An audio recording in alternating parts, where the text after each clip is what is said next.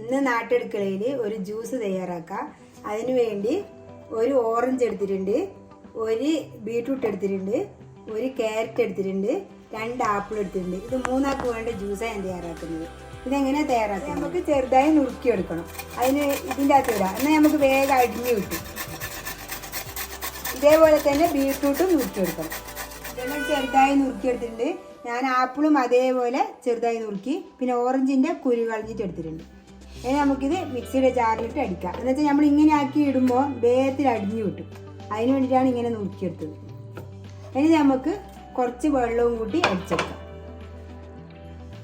എന്നുവെച്ചാൽ ഓറഞ്ച് കൂട്ടുന്നത് ഈ ബീട്രൂട്ടിൻ്റെ ഒരു മണമില്ലേ, അത് പോകാൻ വേണ്ടിയിട്ടാണ് ഞാൻ ഓറഞ്ച് കൂട്ടുന്നത്.